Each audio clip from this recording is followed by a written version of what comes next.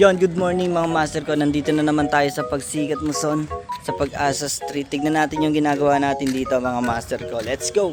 So ayun nga mga master ko, eto nga po pala yung ongoing project natin dito sa Pagsikat Muson. Yan nga po yung gagawin natin ngayong araw mga master, yung partition dito sa may hagdan. Pero hindi po siya isang buo mga master kasi sinabi po ng may-ari na palalagyan daw po ng mga lagayan ng gamit. Dito sa part na to mga master, sinimulan na namin itayo yung mga metal stud. Hindi na kami nahirapan dyan magtayo ng metal stud mga master kasi meron na rin siyang layout. Pero ginawa ko, nilagyan ko pa rin siya ng level bar. Kasi bago natin gawin mga master, kailangan sisiguraduhin muna natin kung nakatama ba siya o hindi. Dahil alam naman natin mga master na kapag wala sa hulog, malaki ang magiging problema natin pag nagkabit na tayo ng pinto, kaya sinigurado namin siya maigi. Mabuti na din yung sinisigurado natin yung gawa natin mga master at pinupulido dahil sa atin yan ipinagkatiwala ni client. At dahil sa atin yan pinagkatiwala ni client mga master, nararapat lamang na gawin natin yung best natin. At sa part na to mga master, kinakabit na nga natin yung isang hardiplex. Makapal na hardiplex yung ginagamit natin kapag gumagawa tayo ng partition. At nang maikabit na nga natin mga master, nagsimula na kaming gawin yung frame na parang magiging storage box ni client. Yung mga master, nakikita natin yung isang hardiplex. Tapos, ito.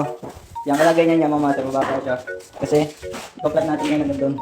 Para may textile storage, lagayan na kung ano-ano. Damit, basta ganun. Pakita namin sa inyo pagtapos na mga master ko. Sa part na to mga master, tinuloy-tuloy lang namin yung pagkakabit ng frame. Pero syempre mga master, hindi lang namin yan basta kinakabit, sinusukat namin na maigi. At habang gumagawa kami mga master, dumating na yung mag-i-install ng aircon na contact ni client. Sa part na to mga master, nagsusukat-sukat na yung mag-i-install ng aircon. At habang nagsusukat-sukat sila mga master, ka-video call naman ng kuya ko yung client para masigurado kung saan ilalagay yung kanilang i-install. At habang nag-uusap-usap nga sila mga master ko, sinimulan ko nang gawin tong para magiging storage box. Sa part na to mga master, medyo nahihirapan kaming ikabit to dahil nakakangalay at hindi namin nadala yung isa naming hagdan. Pero palag-palag pa rin mga master dahil ang motto ko sa buhay, hindi bali ng mahirapan, ang mahalaga, pogi pa rin. Joke lang mga master, ganun kasi talaga kami kapag gumagawa, may mga konting biru-biruan. Sa part na to mga master, sinukat, tinabas at kinakabit na nga namin yung isang hardiplex. At nang makabit na nga namin mga master, yung kabilaan naman agad ang aming isinunod. At sa part na to mga master, yung pinakasahig niya naman ang aming ikakabit. Yo mga master, natapos na natin ito pinagawa sa atin.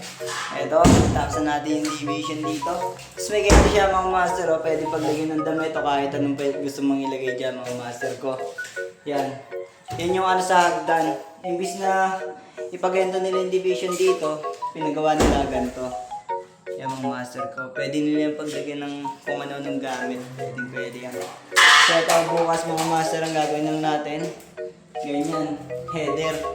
Dito wala pa kasing header yan. Tapos ayun. Yun na lang yung gagawin natin bukas mga master. Bukasan natin yung kasi babayringan pa yung mga master ko. So ito, stick natin mga master ko. Yan. Ayun ito may hagdan. So ito naman yung kabilang kwarto mga master. Ganyan natapos natin yung nakaraang araw pa. Yan. Bali bukas mga master ko, pinto na lang to. Pinto na lang din yung kabila. Tsaka, yun, taas na yun. Yun na lang mga master ko, tapos na to. Kaya sa mga gusto magpagawa dyan, PM nyo lang yung page namin, Kuya Rex. Pwede nyo rin ako i-PM at tsaka pwede nyo rin i-PM yung kuya ko na contractor namin, Paul Michael Rex. Yan lang yung pangalan niya sa FB. At ako naman, makikita nyo naman yun dyan sa baba, yung pangalan ko, tsaka yung page namin, ilalagay kayo dyan. Kaya, kita-kits mga master, pagkadahin natin ang bahay nyo. Thank you!